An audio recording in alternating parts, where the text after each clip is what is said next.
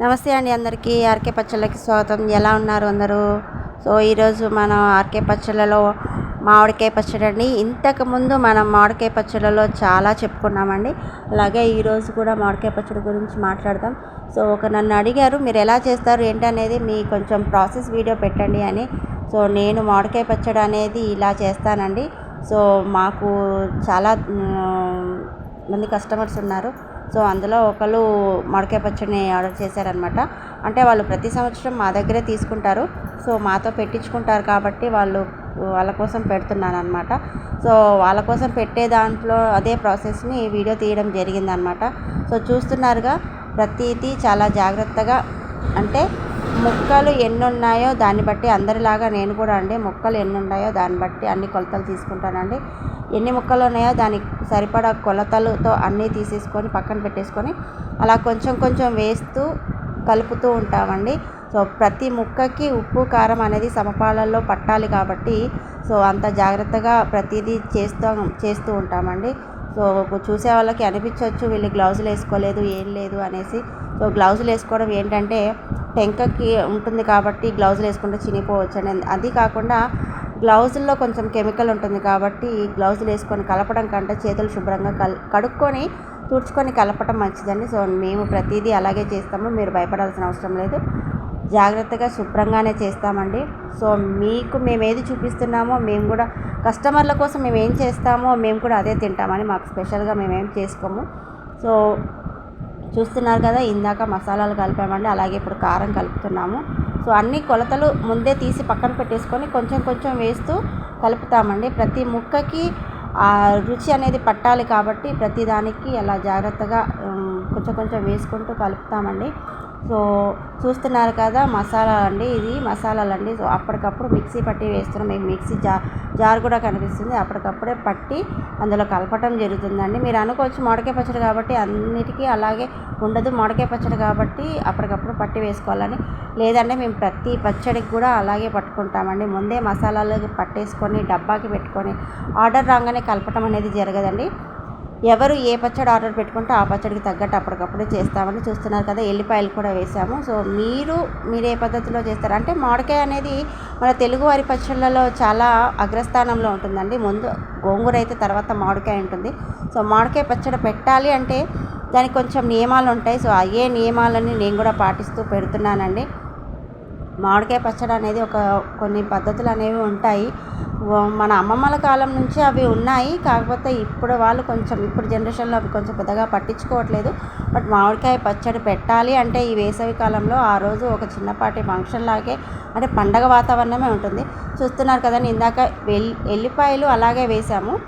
అలాగే ఇప్పుడు మళ్ళీ వెల్లుల్లిపాయ ముద్ద కూడా అప్పటికప్పుడు మిక్సీ పట్టి వేస్తున్నాము.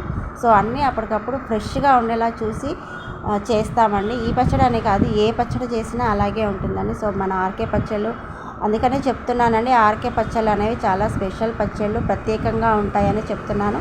ఆర్కే పచ్చళ్ళలో మన తెలుగుదనం ఉట్టిపడేలా ఉంటుందండి.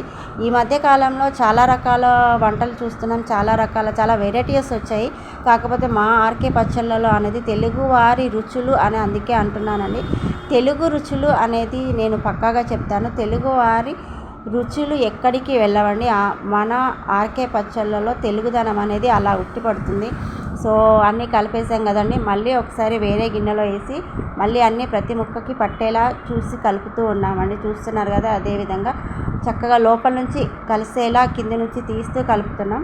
అదేవిధంగా ఇప్పుడు మళ్ళీ ఆయిల్ వేస్తున్నామండి. అది ఏదో వేరే ఆయిల్ అని కాదు, పచ్చడికి ఏ ఆయిల్ అయితే మంచిగా ఉంటుందో అదే వేస్తున్నాము.